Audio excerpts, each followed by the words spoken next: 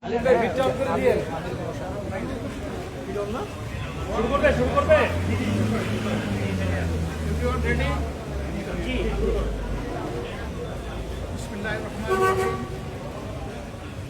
বন্ধুগণ, আসসালামু আলাইকুম ওয়া রাহমাতুল্লাহ। আপনারা ইতিমধ্যেই জানেন যে বাংলাদেশ জামাত ইসলামের একটি টিম আজকে চীন সফরের উদ্দেশ্যে রওনা করবে। আমাদেরকে এয়ারপোর্টে বিদায় জানাতে এসেছেন চীনের মাননীয় রাষ্ট্রদূত। তিনি এখানে আমাদের সাথে উপস্থিত আছেন। আমরা এই সফরে বাংলাদেশ এবং চীনের মধ্যে বন্ধুত্বপূর্ণ যে সম্পর্ক আছে, এটাকে আরও নতুন একটা মাত্রায় কীভাবে নিয়ে যাওয়া যায় সেই ব্যাপারেই আলাপ আলোচনা করব।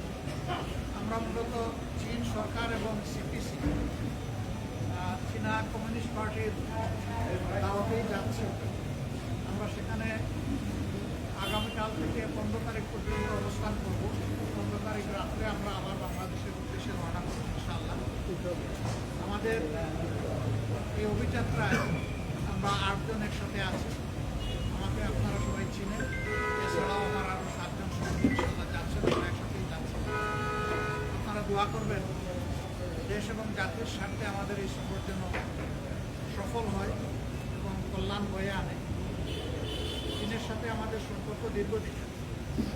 আর এমন একটা সরকার এবং দলের দাওয়াতে আমরা যাচ্ছি তার জন্য কমিউনিস্ট পার্টি চায় না, যাদের ঐতিহ্য রয়েছে 103 বছরের পূর্বে। এই সময় ধরে তারা কাজ করছেন এবং সরকারেও তারা দীর্ঘদিন ধরে আছে। তাদের আশ্চর্যজনক যে উত্থান ইকোনমির ক্ষেত্রে, এটা আসলে বিশ্বের জন্য একটা শিক্ষণীয় বিষয়।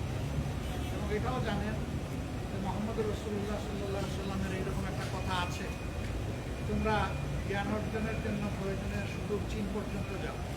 অন্য কোনো দেশের নাম না বলে চীনের কথা কেন বলেছে? নিশ্চয়ই তখনও চীন একটা পর্যায়ে ছিল শিক্ষা এবং তাদের ঐতিহ্যের দিক থেকে।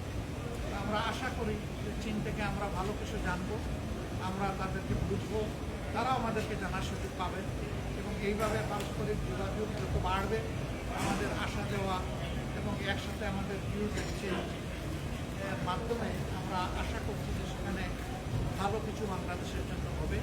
আপনারা দোয়া করবেন। দেশের ভালোবাসা অন্তরে নিয়ে আমরা যাচ্ছি, মানুষের ভালোবাসা অন্তরে নিয়ে যাচ্ছি। সেই দেশের জন্য ভালো কিছু করেই যেন আমরা ফিরতে পারি। সবাইকে ধন্যবাদ।